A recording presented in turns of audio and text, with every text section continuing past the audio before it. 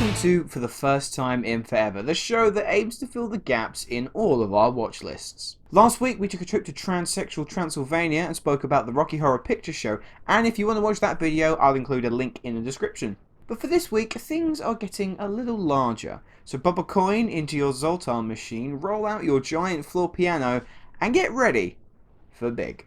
Wait a second.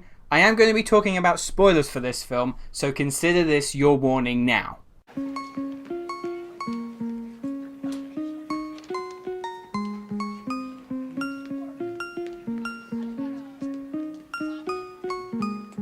Big is one of those films that I'd seen the odd bits and pieces of from either TV or clips on the internet, but I'd never actually seen the whole thing. Going into it, I was pretty surprised to see just how much talent was involved in this behind the camera. You've got Penny Marshall directing, you've got a script by Annie Spielberg, obviously sister to Steven, and Gary Ross. Barry Sonnenfeld behind the camera, who then later went on to direct the Men in Black trilogy and the 90s Addams Family films. And of course, you have the legend that is Tom Hanks. Now, up until this point, Hanks was only really known for his breakout role in Splash 4 years prior to this release, and so his appearance in Big kind of cemented himself as the Hollywood star of that time, and as we would later find out in the coming years, he would go on to be one of its biggest and brightest stars. Now, the story of Big, you look at it and you kind of think nowadays it's one that's been done to death. There have been so many almost carbon copies of a premise similar to Big.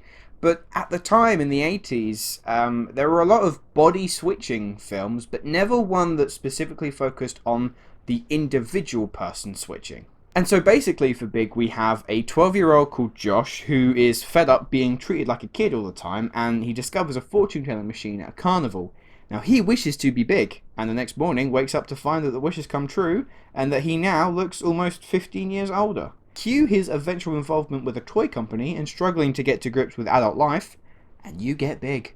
What I really love about Big, and pardon the pun here, is just how big, massive even, its heart is, and the fact that it wears it on its sleeve the entire time. Tom Hanks is easily one of the most likeable actors of any generation, so you are naturally drawn to root for him no matter the circumstances. His performance here is absolutely wonderful. Despite looking like a fully grown man, he has that boundless childlike enthusiasm and energy that he obviously has to maintain, and you buy into it. Even though it's a fantastical premise that is clearly not real, he makes it seem like it's plausible. Obviously, his performance was considered that good that it actually garnered him an Oscar nomination for Best Lead Actor, his first of what would later transpire to be many. Jared Rushton is good as Josh's best friend Billy, and the relationship and the back and forth that they have between each other, both him and Hanks, you do buy into it that these two are the best of friends. Elizabeth Perkins is also really good as another toy employee who later begins a kind of relationship with Josh's character.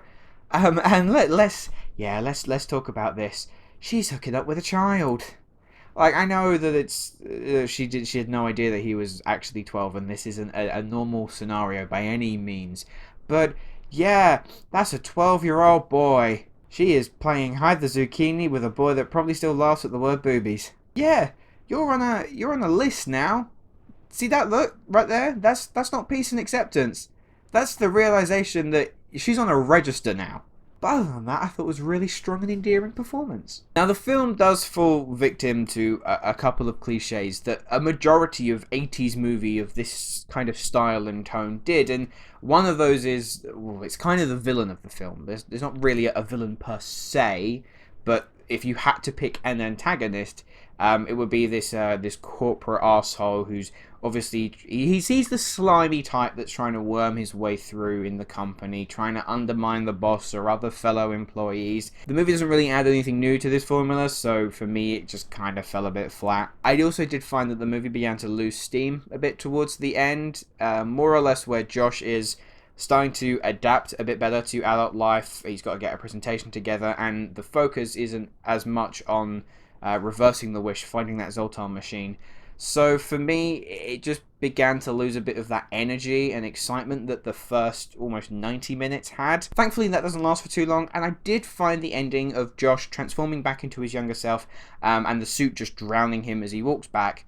I really did find that quite a touching conclusion. And I do think that that is where the film succeeds the most. It's where it's embracing the joy of being a kid. Whether it be roaming around a toy store, playing with whatever you can get your hands on, reassuring your family that you're okay even though that the circumstances are completely out of your control, or even the simplicity of playing chopsticks on a giant piano.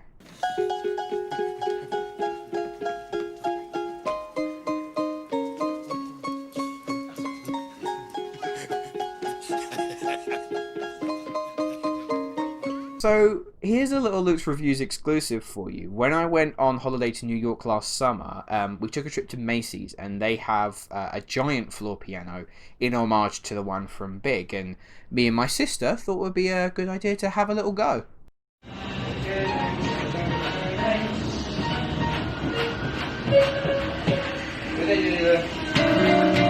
As you can see, we're not very musically gifted. Big is pretty much everything you could ask for in a family film. Tom Hanks is on terrific form, the film is sweet, endearing, and is having oodles of fun with the premise. But above all else, the message here is the strongest component. No matter how old you may be, no matter how mature you may think you are, there is, and always will be, a child hiding within us. And now and again, there isn't anything wrong with letting that child out and being a little bit childish. So, after watching Big for the first time in forever, I can safely say that it's worth it.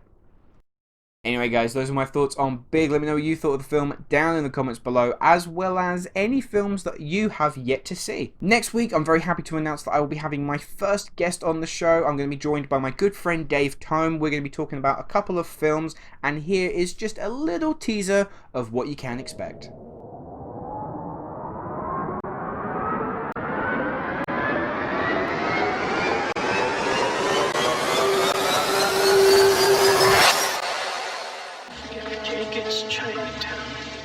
Thanks for watching.